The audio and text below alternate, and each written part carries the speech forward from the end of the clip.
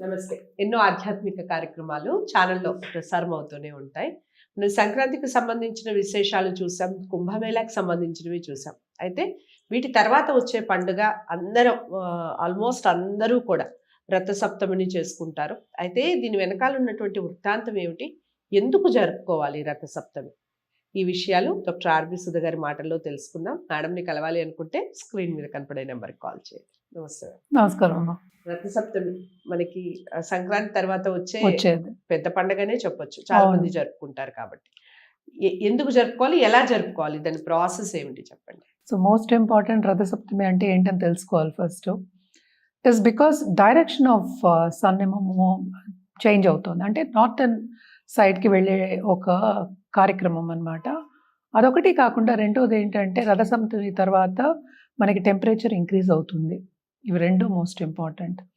అంటే ఏంటి, మనకి తెలిసిన ఒక విషయం ఏంటంటే 7 హార్సెస్ అంటాము. అలాగే ఏంటంటే ఆల్మోస్ట్ 12 చక్రాలు ఉంటాయి రథానికి, అంటే సూర్యుడి రథానికి. అలాగే సూర్యుని పుట్టిన రోజు అని కూడా చెప్తూ ఉంటారు. ఇవన్నీ ఏంటంటే మనకు తెలుసు, ఎప్పటికైనా పండుగలు వస్తే మనం తలస్నానం చేసుకోవడం, మంచిగా తయారవడం. కానీ ఇక్కడ మోస్ట్ ఇంపార్టెంట్ ఏంటంటే రథ ముగ్గులు వేస్తారు. అవును. సూర్యుడి ముగ్గులు వేస్తూ ఉంటారు. బయట మనం చూసాం, గొబ్బమ్మలు కూడా పెడతారు. అది కంటిన్యూ అవుతూనే ఉంటుంది. ఏదైనా సరే మనం మంచి కోసం చేసే ఒక పండగ కింద తీసుకోవచ్చు. అదొకటి కాకుండా హార్వెస్ట్ సీజన్ మనకి తెలుసు, మనకి సంక్రాంతి నుంచి అదే ఉంటుంది. సో ఈ రోజు ఏంటంటే కొంచెం వేడి ఎక్కువ అవుతుంది. సన్ ఏమో స్ట్రాంగ్ అవుతాడు. నార్థన్ హెమిస్ఫియర్ చుట్టూ, అంటే అటు సైడ్ నుంచి వస్తాడు. అంటే యాంగిల్ చేంజ్ అవుతుంది అన్న ఒక ఉద్దేశం మీద ఎప్పుడో అనాదిగా మనకి తెలియనప్పుడు, సైన్స్ తెలియనప్పుడు పెట్టిన ఒక రథసప్తమి. అంటే ఆ సప్తమి రోజు, అంటే ఏడో రోజు 7 అని. సో 7 హార్సెస్ అంటే ఏంటంటే సప్త ఋషులు మనం చెప్తాం, సప్త వర్ణాలు చెప్తాం. అంటే 7 డేస్ కూడా ఉన్నాయి కదా, అది కూడా సముద్రాలు చెప్తాం, సప్త స్వరాలు, అన్ని సప్తం 7. అలా అన్ని 7తో ప్రతిదీ ముడిపడి. అవును, హార్సెస్ అని చెప్తూ ఉంటాయి. ఎందుకంటే సూర్యుడు లేకపోతే మనకి అస్సలు ఎలా ఉంటుంది, వెలుతురు లేకపోతే మనకి ఎలా ఉంటుంది. అదొకటి కాకుండా వెలుతురు లేనప్పుడు మనకి కావాల్సిన న్యూట్రియంట్స్ కూడా రావు బాడీకి. అంటే వైటమిన్ డి లేకుండా మనం ఏమి అబ్జర్వ్ చేసుకోలేము. మనం తిన్నా కూడా అబ్జర్వ్ అవ్వదు. సో శుభ్రంగా కోలాహలంగా బయటికి వెళ్ళి ఆడుకునే ఒక రోజు కింద మనం చెప్తూ ఉంటాం. ఈ రోజు నెక్స్ట్ డే నుంచి, అంటే ఈ రోజు అనకుండాను సప్తమి తర్వాత చాలా ఎక్కువ హీట్ వస్తుంది, మనకి సమ్మర్ వస్తుంది. అదొకటి కాకుండా స్ప్రింగ్ నుంచి ఇది హార్వెస్ట్ సీజన్ కింద మనం తీసుకుంటాం. అంటే ఏంటి, పంట కోతకు వచ్చి మనకి రిజల్ట్ వచ్చిన ఒక రోజు, అంటే ఆనందించారు. మనకి రిజల్ట్ వస్తే ఏం చేస్తాము, ఇప్పుడు ఎగ్జామ్ ఉంది, ఎగ్జామ్లో రిజల్ట్ వచ్చి 100 out of 100 వస్తే ఎంజాయ్ చేస్తాం. అంటే ఏదైనా మనం సాధించాము అని మనకు ఒక పడిందంటే, మైండ్లో పడిందంటే, ఆ థాట్ వచ్చిందంటే తప్పక మనం జాయ్ఫుల్ మూడ్లో ఉంటాం, అంటే హ్యాపీగా ఉంటాం. సో ఈ పండగని అలా సెలబ్రేట్ చేసుకోవడానికి మన రథసప్తమి ఆల్రెడీ మనం చెప్పాం బ్యాక్గ్రౌండ్ ఇది అని. అలాగే సూర్యుడు పుట్టినరోజు అని కూడా చెప్తూ ఉంటాం అనమాట. సో ఇవన్నీ అందుకోసం చేసుకుంటాం. చాలా అంటే మనం బయట చూసాము అంటే మన చిన్న ఊళ్ళల్లో కానీ, లేకపోతే సిటీ మనకి ఇప్పుడు అన్ని ఇంటి ఫ్లాట్స్ అయిపోయాయి కనుక మనకి తెలియదు. కానీ చిన్న ఇల్లులు ఉన్నప్పుడు శుభ్రంగా పెద్ద పెద్ద ముగ్గులు వేసుకుని, అంటే పేడతో ఫస్ట్ అలికి ముగ్గులు వేసుకునేవారు, గొబ్బమ్మలు పెట్టుకునేవాళ్ళు, పసుపు కుంకాలు వేసేవారు, అన్నీ చేసేవాళ్ళు. ఎందుకు, ఇప్పుడు హార్వెస్ట్ సీజన్ వచ్చినప్పుడు ఏంటంటే మనకి లాభాలు రావాలి, అంటే కోతకు వచ్చింది కదా, మరి హార్వెస్ట్ సీజన్ కోతకు వస్తుంది.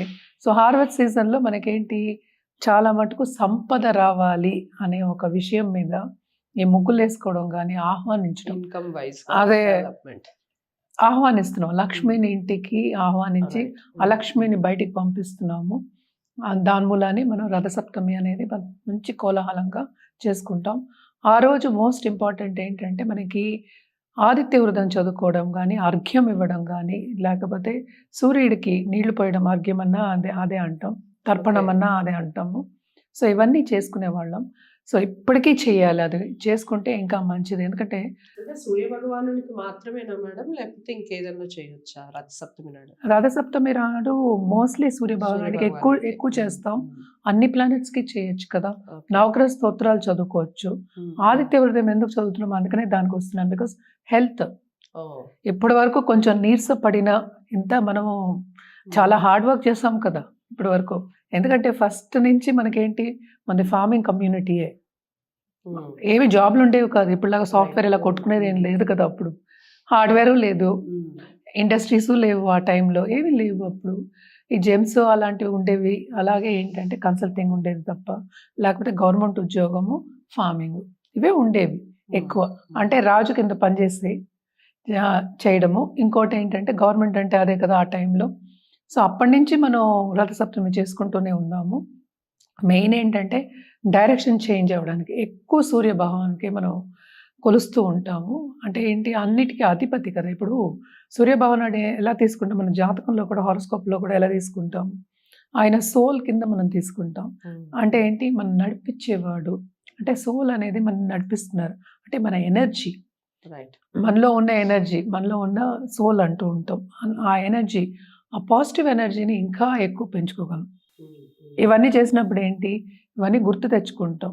అండ్ ఆల్సో ఆరోగ్యం, ఆరోగ్యం మహాభాగ్యం, అది మోస్ట్ ఇంపార్టెంట్. ఏంటి, ఇంతవరకు హార్డ్ వర్క్ చేసింది మనకి రెస్ట్ పీరియడ్ కింద కూడా వస్తుంది. హార్వెస్ట్ చేసిన తర్వాత లాభాలు వచ్చిన తర్వాత, లాభాలు వస్తాయి తప్పక సరిగా చేసినప్పుడు. సో ఇవన్నీ ఏంటి, సీజనల్, అదొకటి. హార్వెస్ట్ సీజన్ అంటే సీజనల్ ఫస్ట్. అంటే ఏంటి, మనం ఏదైనా సరే సూర్య చంద్రుల్ని చూసే మనం చేసుకుంటూ ఉంటాం. చంద్రమానం అంటాం, సూర్యమానం అంటాం. అంటే మూమెంట్ ఆఫ్ ప్లానెట్స్ అదొకటి, గోచారం ఒకటి. అదేంటంటే ఎదురుకుండా స్కైలో మనకి ఏం కనిపిస్తుందో దాన్ని బట్టి మనం చేస్తాం. సో సూర్యుడు లేకుండా ఒక లోకాన్ని మనం ఊహించలేం. ఫస్ట్ ఆఫ్ ఆల్ ఏది గ్రో అవ్వదు, మనం కూడా అంత బాగుండదు. సో ఫస్ట్ ఆరోగ్యం, దేనికైనా మనది ఒకటి కాకుండా, ఇప్పుడు ల్యాండ్కి కూడా ఆరోగ్యం, అలాగే ప్లాంట్స్కి ఆరోగ్యం. మనకి తెలిసి ఫోటోసింథసిస్ అవుతుంది. అలాగే ఏంటంటే ఇవన్నీ ఉండేప్పటికీ మనకి నేచర్కి దగ్గర అవుతాము, అదొకటి ఫస్ట్. ఎప్పటికైనా ఏంటంటే ఒక్కొక్కటి పండగ ఎందుకు పెట్టారో, ఒక్కొక్క భగవానుడిని మనం తలుచుకోవాలి అని. ఏదైనా ఎనర్జీ రూపమే, ఏదైనా ఎనర్జీ నిరాకారమే, కానీ ఎదురుకుండా సాక్షాత్ ప్రత్యక్ష దైవం సూర్య భగవానుడు. సో ఆయన్ని తలుచుకుంటూ చేసేదే రథసప్తమి. యాక్చువల్గా ఏంటంటే పొద్దున్నే తల స్నానం చేసి మోస్ట్ ఇంపార్టెంట్ పూజ చేస్తాము. పూజ చేసుకున్న తర్వాత మనం ఏంటంటే ప్రసాదం అనేది పెట్టాలంటే నైవేద్యం. అంటే మనకి కొత్త పంట వస్తుంది కనుక దాంతో నైవేద్యం చేసి పెట్టడం చాలా చాలా మంచిది కదా. అది అందరికీ పంచిపెట్టడం ఇంకా మంచిది. అంటే ఏంటి, అందరినీ పిలిచి భోజనాలు పెట్టడం అనేది నేను అంటే ఎవరి పద్ధతిని బట్టి వాళ్ళు వెళ్ళిపోవచ్చు. కానీ రథసప్తమి యాక్చువల్గా ఇంట్లో చేసుకునే ఒక పండగ కిందే ఎక్కువ మనం చూస్తూ ఉంటాము. సో అందరికీ, అందరి దేవుడికి కొలవచ్చు. అంటే ఏంటి, ఎవరు ఇంటి దేవతలు ఉంటారు వాళ్ళందరినీ కూడా కొలవచ్చు. వాళ్ళతో పాటు సూర్య భగవానుడి ఆ రోజు తలుచుకోవడం. ఎందుకంటే బర్త్డే రోజు మనల్ని తలుచుకుంటాం కదా, అందరూ తలుచుకుంటారు, పెద్ద పార్టీ కింద చేసుకుంటాం. అలాగే సూర్య భగవానుడు ఆయన పుట్టినరోజు అని కూడా నేను చెప్పాను కనుక తప్పక ఏంటంటే సూర్య భగవాన్ని తలుచుకుని ఆరోగ్యం మెరుగుపరుచుకోవడం, అలాగే సంపద రావాలి అని కోరుకోవడం చాలా మంచిది అనమాట. రైట్, చాలా చక్కగా వివరించారు.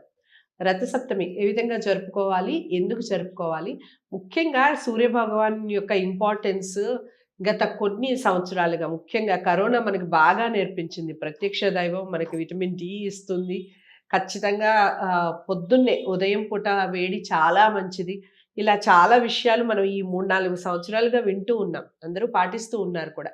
ఈ రోజున ప్రత్యేకంగా నైవేద్యాలు ఏ విధంగా పెట్టుకొని భగవంతుడిని ఏ విధంగా ప్రార్థన చేసుకోవాలి అనేది ఈ వీడియో ద్వారా తెలుసుకున్నాం. అందరికీ షేర్ చేయండి ఇలాంటి వీడియోస్ని. ఛానల్ని సబ్స్క్రైబ్ చేసుకోవడం మర్చిపోకండి. మరో మంచి టాపిక్తో మళ్ళీ మీ ముందుకు వస్తాను. నమస్తే.